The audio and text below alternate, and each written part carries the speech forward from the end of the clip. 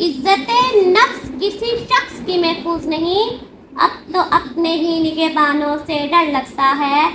ڈنکے کی چوٹ پہ ظالم کو برا کہتی ہوں، مجھے نہ سولی سے نہ زندانوں سے ڈر لگتا ہے۔ سامعین اکرام، ایک ایسا موضوع کہ جس نے میرے دل میں سلگتی ہوئی چنگاری کو ہوا دی، پاکستان کا مطلب کیا؟ سامعین چلو ایک دیش چلتے ہیں جو اللہ کی عطا ہے، قائد کی صدا ہے، بزرگوں کی دعا ہے، جس کی بنیاد لا الہ الا اللہ ہے، جو امن کی امین ہے، فردوس کی زمین ہے، بستی ہے جس میں آہن اقبال کے شاہین ہے، مدینہ ثانی، خطہ لافانی، تحفہ ربانی، ہماری آن، ہماری شان، ہمارا پیارا پاکستان۔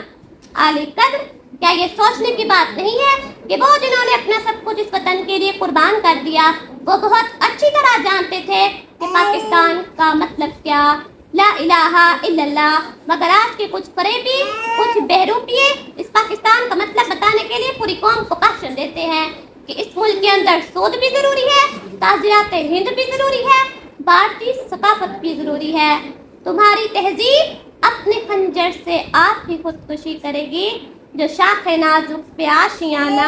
بنے گا نہ پائیدار ہوگا۔ ناظرین و سامعین، میں دیکھتی ہوں کہ ایک بابا پاکستان کی سرحدیں دیکھتا ہوا اوندھے منہ گرتا ہے، ایک ماں اپنی بچی کو تھپکیاں دے دے کر سلا رہی ہے اور خود ابدی نیند سوتی چلی جا رہی ہے۔ ہندوؤں اور سکھوں کے جتھے مسلمان عورتوں کی عزتیں پامال کر رہے ہیں، مسلمان بچیاں چلا چلا کر کہہ رہی ہیں کہ ہے کوئی محمد بن قاسم کا وارث جو آ کر ہماری حفاظت کرے، ہے کوئی شہاب الدین غوری کا وارث جو آ کر ہماری عزتوں کی حفاظت کرے، ہے کوئی نور الدین زنگی کا غلام جو آ کر ہماری آن مان شان کی حفاظت کرے۔ ناظرین، میں دیکھتی ہوں ایک ماں پورے قافلے کی جان بچانے کے لیے اپنے دودھ پیتے بچے کا گلا گھونٹ کر اسے کنویں میں پھینک رہی ہے۔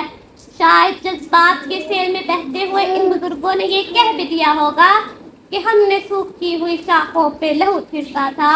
پھول اگر اب بھی نہ کھلتے تو قیامت کرتے۔ عالی قدر، پھر پھول کھلے، ہاں پھر پھول کھلے، کہیں دہشت گردی کے سیاہ پھول کھلے تو کہیں ہماری غیر ذمہ داریوں نے گلہائے رنگا رنگ پیش کیے۔ ناظرین، میں دیکھتی ہوں کہ لا الہ الا اللہ کی بنیاد پر بننے والے اس ملک میں کہیں سیرت فاطمہ کو تنگ نظری قرار دے کر بسے پشت کیا جا رہا ہے تو کہیں حقوق کے نام پر میرا جسم میری مرضی جیسے غلیظ نعرے کو فروغ دیا جا رہا ہے۔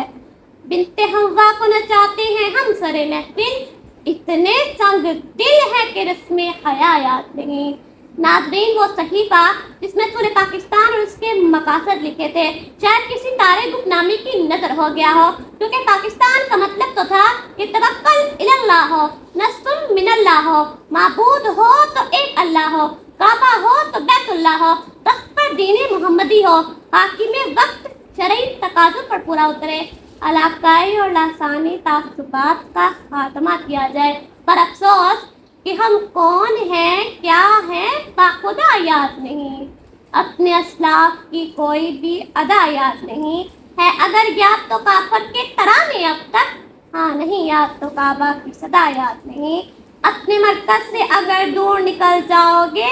غائب ہو جاؤ گے، افسانوں میں ڈل جاؤ گے، اپنی مٹی پہ چلنے کا کرینہ سیکھو، سنگ مرمر پہ چلو گے تو پھسل جاؤ گے۔